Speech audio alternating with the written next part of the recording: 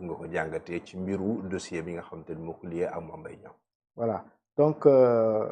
tout d'abord il faut que ñu def benn dissociation entre le président du PASTEF, le premier ministre Ousmane Sonko et le citoyen Ousmane Sonko. Je pense que c'est essentiel pour mën a comprendre pour mën a am benn lecture globale ci lii nga xam ne dem mooy jàkkaarloo bi nga xam ne le président du PASTEF laay wax Ousmane Sonko siwal na ko. ndax booy xool déjà affiche bi rek boo ko xoolee da ngay gis ñu taf ci logo PASTEF. kon boog dañuy wax ne c'est le président Ousmane Sonko du PASTEF démb moo doon jàkkaarloo ak ses sympathisants ses militants mais aussi ak Sénégal bi yëpp parce que aussi en plus d'être le président du PASTEF c'est le premier ministre du Sénégal. loolu dafa am solo ñu daal di koy teg mais aussi tamit c'était le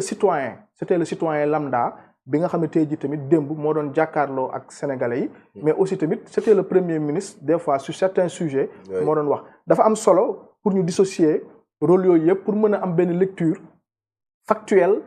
bien tangible de li nga xam ne da ko doon wax démb. par rapport ak démb nag dafa amoon benn actualité bu xewoon mooy diffamation affaire de diffamation bi nga xam ne mooy opposé Mame Mbaye Niang ak le président Ousmane Sonko. La Cour suprême daal di rejeter le rabat d'arrêt. donc mooy li jëmoon ci affaire condamnation de 6 mois yi ak sursis bi ak 200 millions yi nga xam ne tey jii moom moo ko waraloon. voilà donc nag man lecture bi ma ci am rek mooy je pense que injustice bi nga xam ne le président Ousmane Sonko yàgg na ko dund depuis 2021 ba 2024 man pour man tey jii nii justice bi waroon na ko dakkal parce que koo xam ni depuis longtemps mu jóg depuis que muy nekk député dans les années 2017 combat yi mu porté au niveau de l'hémicycle au nom du peuple sénégalais ñëw yegg si ba ci combat yu gën a màgg nguur gi fi newoon façon projection façon combat bu nekk def na ko pour le liquider d'abord sottiwul pour l'éliminer sottiwul dégg nga ko mu ne plus de 6 dossiers déposés na ko donc loolu noonu kenn musu cee ñëwaat donc loolu je pense que ce sont des faits très très très graves d'injustice démb ku déglu président Ousmane Sonko rek nekk un citoyen li lay njëkk a dal rek mooy da ngay am benn sentiment boo xam ni vraiment da ngay yërëm kii di wax nii parce que c'est une personne boo xam ne injustice yi nga ko yàgg teg dafa mel ni que justice bi jotut a jàng ci li nga xam ni moo jot a passé ci réew mi donc man déjà lecture boobu laa ci njëkk a am que rappelons-le le dossier Mame Mbaye Niang bi nga xam ni moom moo am diffamation bi ak condamnation injuste bi nga ko def en réalité du dossier de diffamation en réalité c'est un dossier de corruption dans l'affaire Prodac parce que nguurub Macky Sall pour liquider Ousmane Sonko dafa jël dossier bi daal di koy jéem a dëpp pour essayer que yàqal ko mu bañ a présenter aux élections présidentielles utiliser dossier bi parce que dossier viol bi mu tegoon sottiwut yeneen dossiers yi mu jotoon a teg sottiwut mu daal di utiliser le dossier Mame Mbaye Niang ak doole bi mu amoon ci justice bi emprise bi mu amoon ci justice bi à l'époque du magistrat yëpp mais en tout cas à l'époque la utiliser daal di koy def gànnaay daal di ko def dóor de manière injuste daal di koy sëf Ousmane Sonko man tey foogoon naa ni Cour suprême tey démb dafa waroon ñëw rek réparer les erreurs passées réparer l'injustice mais malheureusement décision bii nii nekk na benn décision boo xam ne man vraiment rafetluwuma ko. Maintenant il faut comprendre quelque chose Ousmane Sonko c'est un homme de principe Ousmane Sonko c'est une personne boo xam ne il est très constant malgré que mu nekk premier ministre avec tout le pouvoir yi nga xam ne am na ko d'ailleurs ci biir discours bi nee na ministre de la justice sax da ko tontu ne ko yow sa ndombal tànk moo tax du la mun a def lii ak lële mu ne ko déedéet dellul tontu sama avocat ndax moom moo la bind donc tout le temps foofu lan lay wone day wone boo xam ne une personne avec hauteur avec constance koo xam ni jaawlewul affaire personnelle ak affaire publique. mais est-ce que waroon naa foofu Djibril sachant que boy vous avez fait une bonne dissociation entre Ousmane Sonko en tant que citoyen simple en tant que président Pastef en tant que premier ministre est-ce que waroon na àgg ci scénario boo xamante ni Ousmane Sonko dafay mel ni kuy jox injonction le ministre de la justice par respect aujourd'hui à la séparation des pouvoirs. mais respect séparation des pouvoirs mooy lan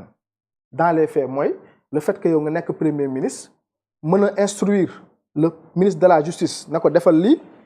yow defoo ko Ousmane Sonko dégg nga ko mu wax nee na ñoom depuis que ñu ñëw au pouvoir ba léegi amul benn yoon boo xam ne jël na téléphone am daal di au magistrat wala au procureur wala président de la République def ko kon boog tey jii le gouvernement actuel le régime actuel ils font très bien la dissociation entre dissociation entre le pouvoir judiciaire, le pouvoir législatif et le pouvoir exécutif. Et je pense que loolu noonu moom vraiment war nañ ko mën a nangul le premier ministre Ousmane Sonko et le régime actuel. mais c'est lui qui dit que moom mun na am sañ-sañu jox Ousmane Diagne ay ndigal te da koy jëfee. waaw xam nga loolu bu ko waxee tamit dafay wax parce que en tant que ministre en tant que premier ministre am na action pour mën a sant le ministre de la justice pour que ne ko defal lii wala defal lële loolu maanaam fonction may na ko maintenant nag Ousmane Sonko. parce que da ngay fàttali ni fonction la fonction nit ki koy occupé tamit dafa am ay constance dafa am ay valeurs yu muy prôné ay valeurs yoo xam ne moom moo ko jaayoon Sénégalais parce que tey jii mënoo ñëw avant ñu lay fal nga ne rupture systémique ba pare ñu gis la boo yégee ci nguur gi ngay ñëw di jox ay instructions ministre de la justice ne ko sama dossier bii dama bëgg wala nga yow ay magistrat boobaa Ousmane Sonko dafay nekk en déphasage avec li nga xam ne moo koy woote mais hier ñun ñëpp comprendre nañ benn chose mooy. C'est pas parce que Ousmane Sonko premier ministre la automatiquement dafay user des pouvoirs exécutifs yi nga xam ne tey jii constitution bi wala sax loi yi ñoo ko jox pour mën a def ay règlement de compte mais dafa toog constant parce que lan la boo toogee observer justice bi depuis 1 an yow en tant que citoyen nga subir injustice depuis des années juróom benn dossier plainte dugal nga ko ci biir justice bi te ba léegi amul benn buñ ci instruire boo xam ne ubbi nañ enquête te lu leer ba leer mooy dossier yi bu ci nekk rek boo ci jël Sénégalais ils sont convaincus que ni dossier bi Ousmane Sonko am na ci dëgg kon boog tey jii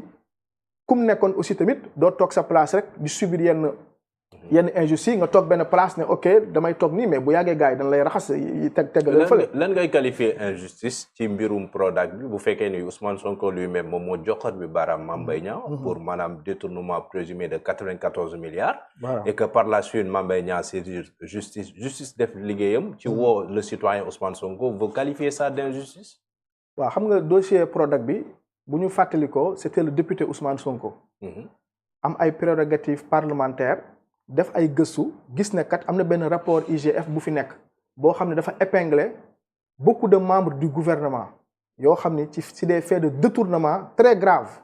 détournement d'objectifs benn dossier boo xam ne plus de 28 milliards de francs CFA 29 milliards de francs CFA boo xam ni dañoo financer benn programme bu tudd programme Prodac pour mën a jox plus de 300 000 jeunes à travers le monde rural en général pour xeex lii di chômage bi xeex lii di pauvreté en milieu chez les jeunes. fan la mujjee tey jii man def naa ay documentaire ci Prodac bi dem naa Kër Samba Kane dem naa fi nga xool ba dem naa Sangalkam way gis nga Prodac bu Sangalkam bi xam nga fa la nekkoon Itato la newoon en Kédougou gars yi investir fa ay milliards ba dag ba pare ñu jékki-jékki na dag boobu dañ ko fay bàyyi transféré ko Sangalkam ñu ñëwaat jëlaat ay 2 milliards et quelques indiwaat ko Sangalkam su ma la waxee ba tey jii nii Green 2000 yeggalul sax liggéey bi fa la ko bàyyi ni ko ñukk instant yi boo demee Sangalkam am na litige foncier ak ña fa newoon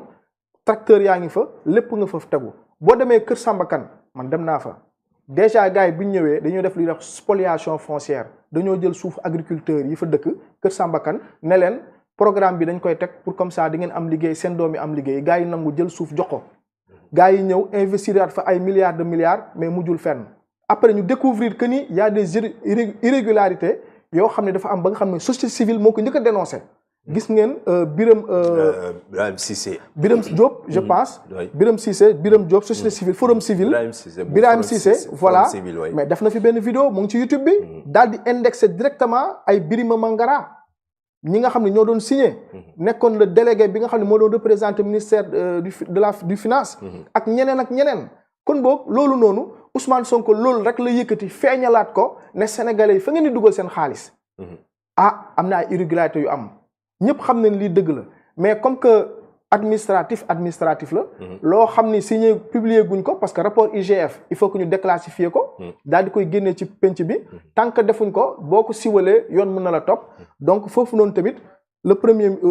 Macky Sall bi fi newoon ànd ceeg Mame Mbaye Niang ak seen gang bi daal di koy utiliser pour abattre Ousmane Sonko donc Cour suprême tey jii dafa waroon ñëw daal di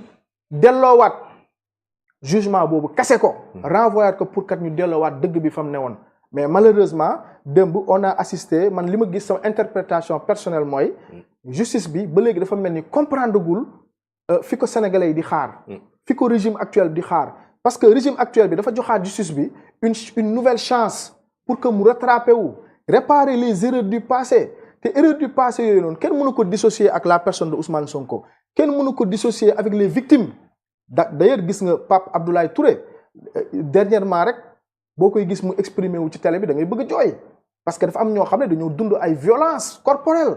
ñii ñu rey leen donc aujourd'hui gis nga rapport Amnesty nee na plus de 63 morts